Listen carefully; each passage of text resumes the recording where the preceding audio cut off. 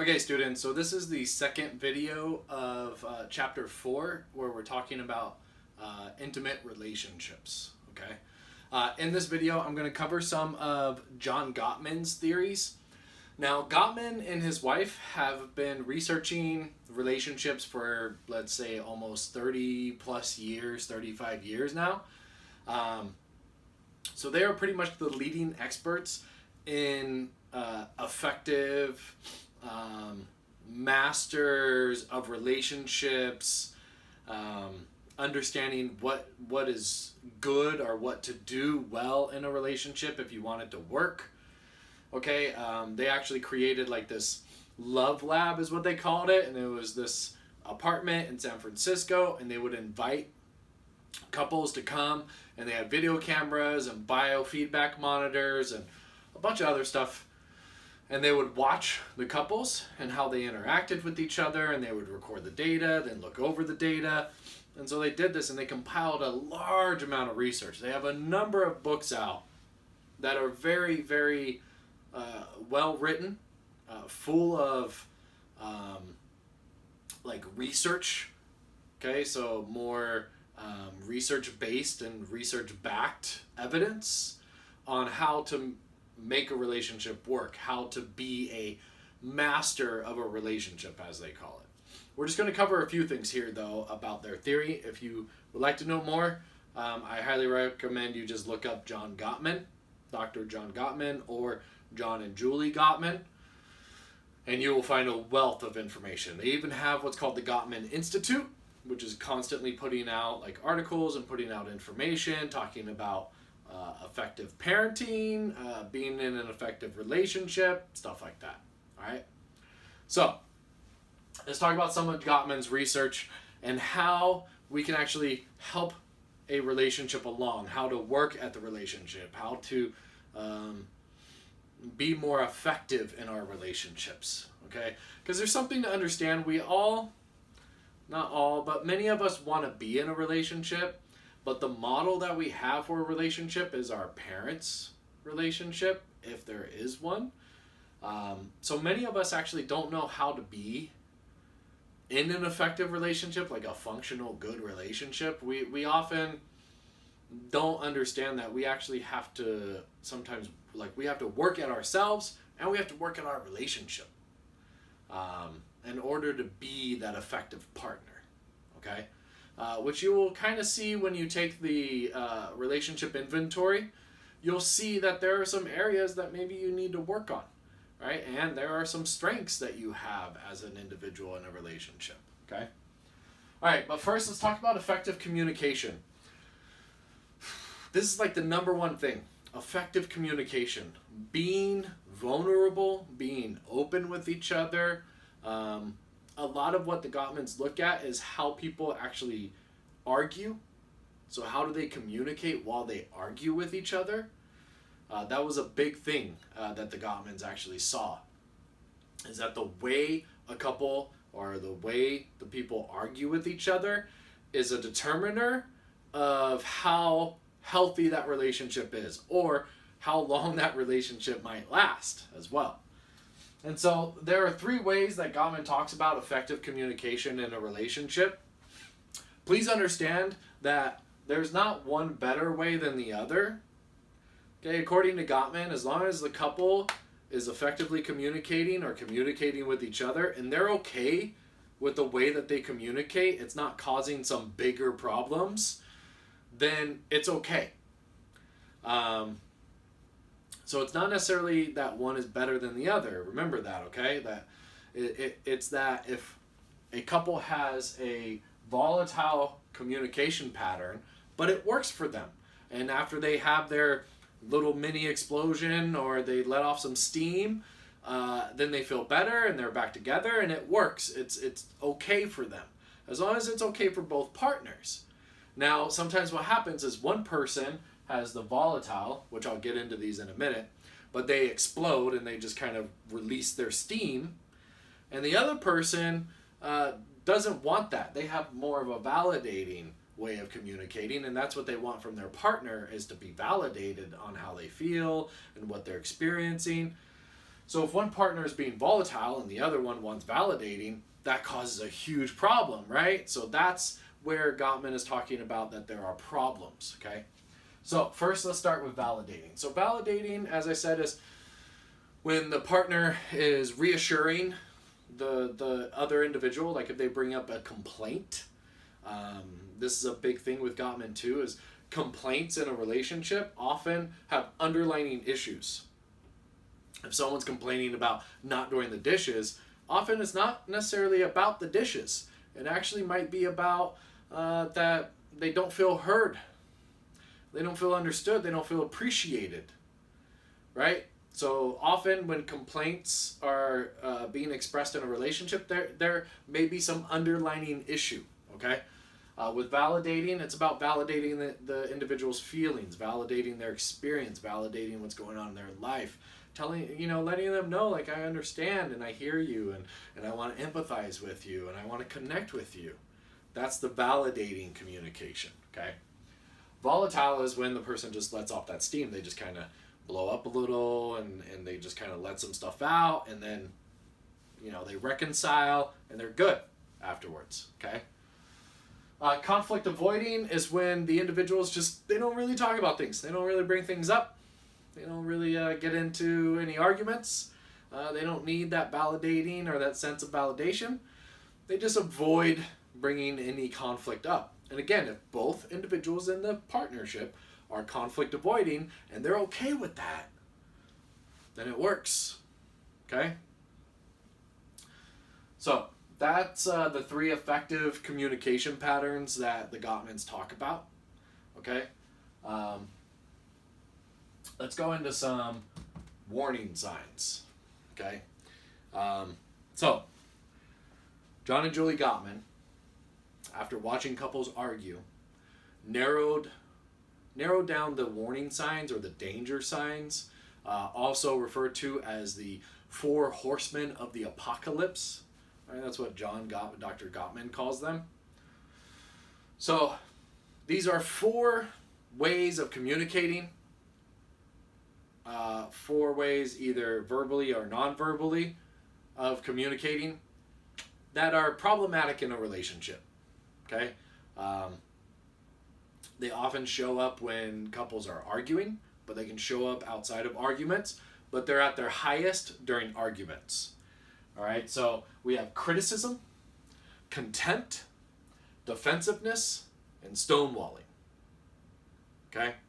Criticism is when an individual is giving negative feedback to another individual, such as let's say somebody cleaned the kitchen and then the feedback is, well, you didn't really clean it very well, did you?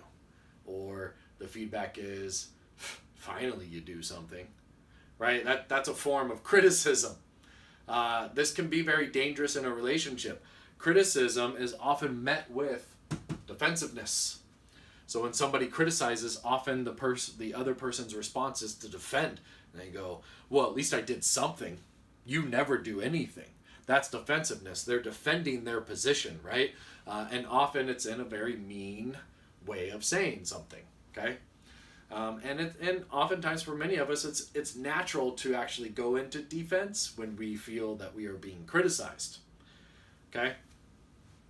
Then there is stonewalling, okay? And stonewalling is also a reaction to criticism and contempt, which I'll get to contempt in a second here. But stonewalling is when the individual just shuts down. So if somebody comes at them with criticism, instead of being defensive, they just shut down. They stop responding, right? They don't really show any emotion. They don't really talk about anything. They just shut down, right? This volatile way of communicating, if the person is not that type of communication or communicator, and their partner is, when that volatile communication pattern comes up, often they just shut down, okay? So they stop responding, they stop bringing things up, they stop talking about things, they stonewall, right? And then last here is contempt, okay? Contempt, you may have heard like in a court, at least on TV, you'll hear, I will hold you in contempt of this court, right? And if you ever thought about what does that mean? What does contempt of this court mean? Or what does contempt even mean? Well, what contempt means is it means that the individual thinks that they are better than the other person. So in contempt of this court means that the individual thinks that they are better than the court. That's where what that phrase means. So contempt towards another person is that they are less than the individual, right? So they may say things like, oh, you will never amount to anything. I am so much better than you, right? That's contempt. Okay, that's a display of contempt. In fact, sarcasm. So sarcasm is like this very gray, dangerous area. Okay, if it crosses a certain line, it can come off as contempt, where the individual, in fact, the very definition of sarcasm is to show contempt, right? So sarcasm is like a very dangerous area within a relationship. If both people are sarcastic and they like it and it's fine, that's good. But if one person's sarcastic, the other person doesn't like it and takes it personal, then it comes off as contemptuous, right? And that is problematic, okay? Now, I'm going to ask you, and I'll tell you the answers, but which one do you think majority of females use out of these 4 horsemen of the apocalypse? So which one do females often use? Criticism. Females are often engaged in criticisms. It's a passive aggressive, right? It's a way of being aggressive towards somebody, displaying that you don't like something, but in a very passive way, right? It's not being physically aggressive, but it is being verbally aggressive, right? We refer to that as passive aggressive. Now, which one do you think majority of males engage in?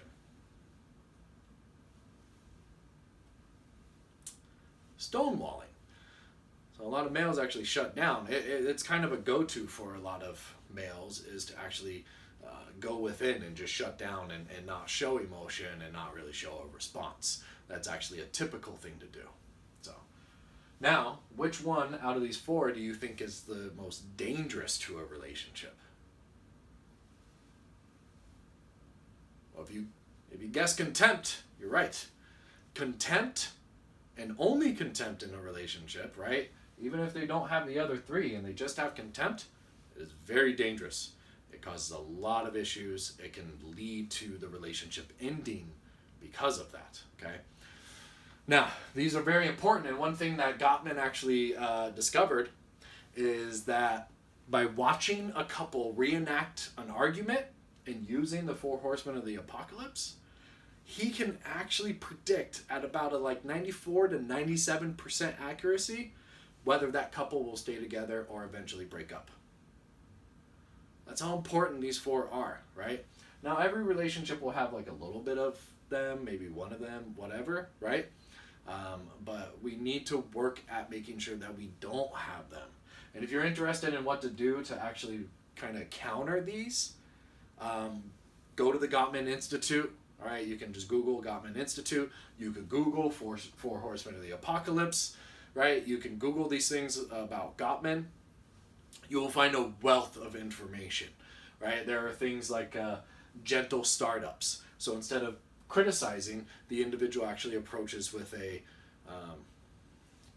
more of a gentle way of starting the conversation, such as, I'd like to talk to you about something that you said last night or something that you did that hurt my feelings, and I would like to talk to you about it. And that's a more gentle way of kind of starting the conversation instead of saying something critical. And often when you have a gentle startup, the defensiveness goes away. Okay?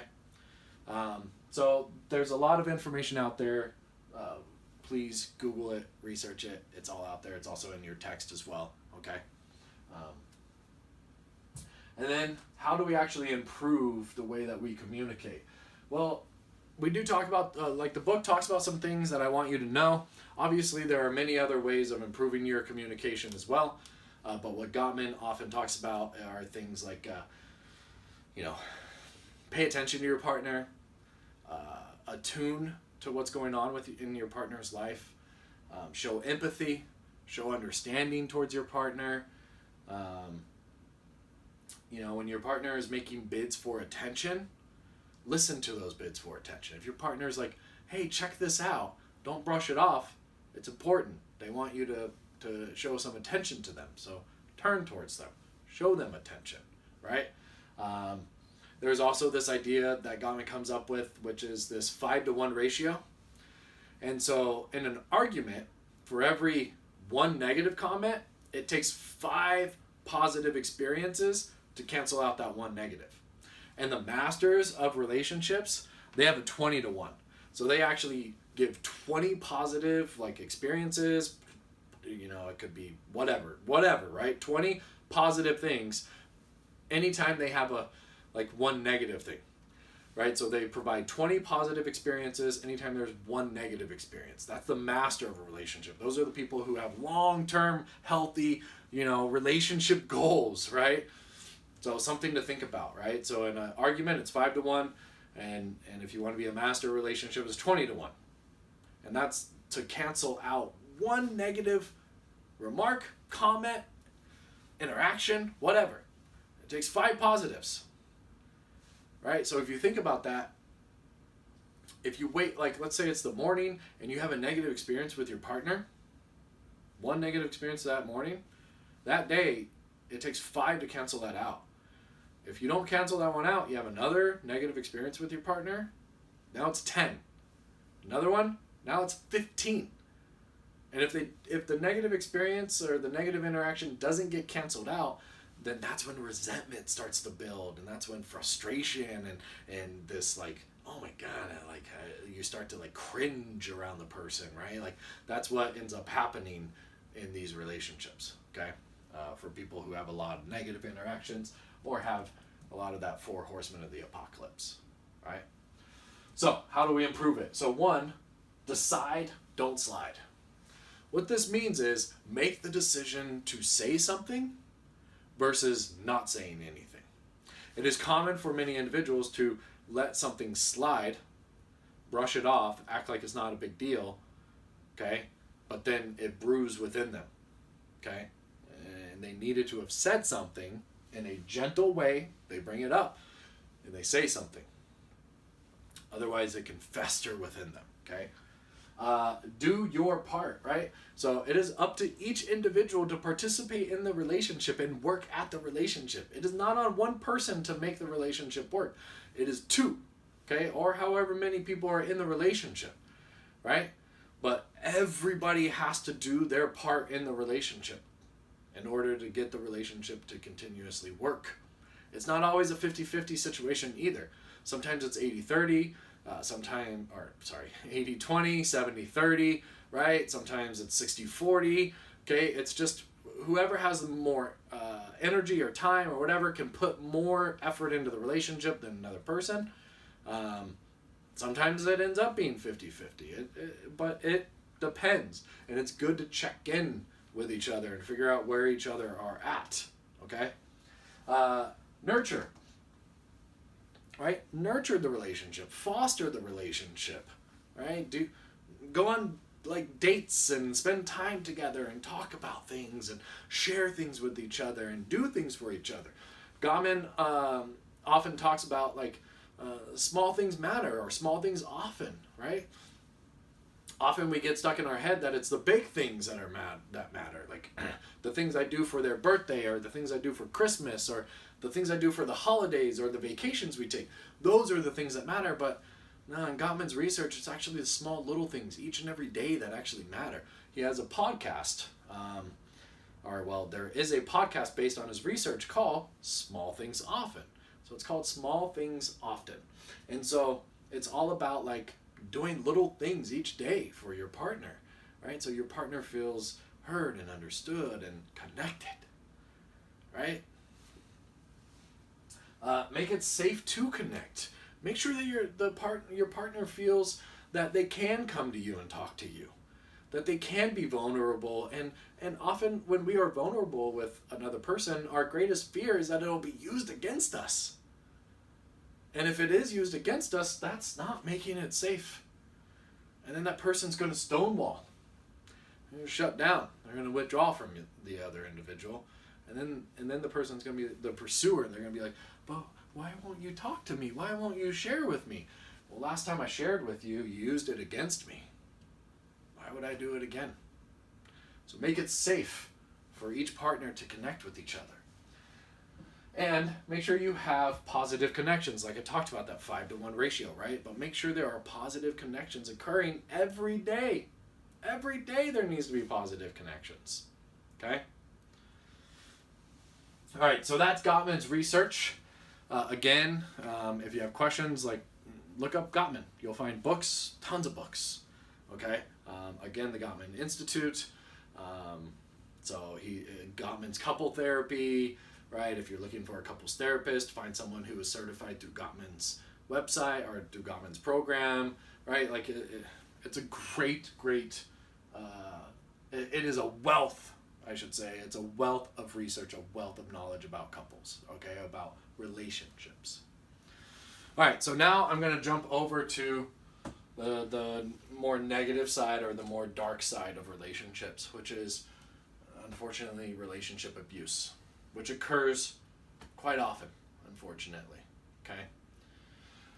There are a few different types of abuse. The three main types of abuse are physical, verbal, and emotional, but there's also psychological, financial, and a number of other abuse. All right, a number of other types of abuse. But the three main types are going to be physical, verbal, and emotional. Physical, everyone's quite familiar with physical, right? Like that's actual physical violence towards another person. This could be using, like, hitting somebody. It could also be throwing something at somebody. That is physical abuse. Blocking somebody in, right? Not letting them leave, blocking the doorway. That's also physical abuse. Okay? So there are other types of physical abuse aside from just hitting somebody, right? Pushing somebody, blocking somebody, throwing something at somebody, trying to stab somebody. Like, these are all types of physical abuse. Verbal abuse is when the individual is verbally abusive towards the person, where they're using very heightened levels of criticism, right? Very heightened levels of contempt. They are verbally abusing the individual. They are saying things like, oh my God, you're just so stupid. What's wrong with you? You'll never be able to do anything without me. You know, things like that. Or they're just constantly putting them down, constantly telling them how worthless they are, things like that. That's verbal abuse, okay? Emotional abuse is when the individual is actually toying with the person's feelings. They're toying with the person's emotions. They're blackmailing them. You may have heard of, like, gaslighting. All right, so gaslighting is emotional abuse. It's this idea of telling the person, when the person brings a problem up to the partner, and they say, well, I want to talk to you about what you said last night, and when you said this, it hurt my feelings. And the person goes, I didn't say that. You're crazy. What's wrong with you? Right? That's a form of emotional abuse. Okay? It makes the person start to doubt themselves, and then they start feeling guilty or shame, or, you know. So while, yes, they are using their words, they are actually trying to manipulate them emotionally. All right? There is a difference. Verbally is when they're actually, like, directly putting the person down on a regular occasion, right? They're telling the person how worthless they are. They're telling the person how they can't be anything or amount to anything, and so on. Okay, that's the more verbal abuse. Emotional abuse is the shame, the guilt, right? Like, actually guilt tripping somebody is a form of emotional abuse, right? So guilt tripping somebody to do what that person wants, that's a form of emotional abuse. Coercing somebody into doing something they want, that's emotional abuse. Okay, passive aggressiveness can be considered emotional abuse as well. All right, it creates shame, it creates doubt, it creates guilt. Okay, that's a form of emotional abuse. Now, you'll see in the slides for this chapter the cycle of abuse. Because in a relationship that is experiencing some type of abuse, there's often a cycle of abuse. It starts with the honeymoon phase, where everything feels good, everything's, nice, And then there's a blow up, and something happens, whether it's a physical abuse, verbal abuse, or emotional abuse. Something happens that sets the relationship back a little. And then there's the apology, the makeup, the I'm so sorry, I'll never do it again, and please take me back, and don't leave me, right? And then it moves into the honeymoon phase again. Everything feels good. And then there's another blow up, and it goes into the abuse phase again. And then it goes back into the apology phase, oh, I'm sorry, like, let me come back, and blah, blah, blah, right? And then the honeymoon phase, abuse, apology, honeymoon, abuse, apology. This is the abuse cycle, or the cycle of abuse that we find in relationships. Oftentimes, abuse is very focused on power and control. When we talk even about sexual abuse, it's very focused on power and control. The individual who is abusing is trying to gain some type of power or control over the other person. It's not necessarily about the abuse itself, okay? It is actually about the power and the control that comes with the abuse, okay? I'll give you an example. I was talking to a friend of mine who is a DV client, or a DV therapist, and they told me about one of their clients. It was a female client, and they were describing to the DV therapist about how they intentionally would bring something up in the mornings, start an argument with their partner at the time, but right before they left for work, knowing that their partner would not want to leave until it's resolved, just so that they could feel the power and control. They started the fight intentionally before the partner would leave, knowing that the partner would choose them over work. They wanted that power and control. Okay? That's abusive. Right? That's actually a form of emotional abuse, to do that to somebody. Right? There's other stuff that the chapter talks about with abuse. Definitely make sure that you read up on it. I will tell you this. The exam is chapter 4 heavy. Okay? So make sure that you are reading up on chapter 4, you understand chapter 4, all of the stuff that we've talked about, as well as the stuff that's still in the textbook and on the PowerPoints. All right, and with that, so have a great week. So send me any messages for any clarification or questions that you may have. Okay? All right.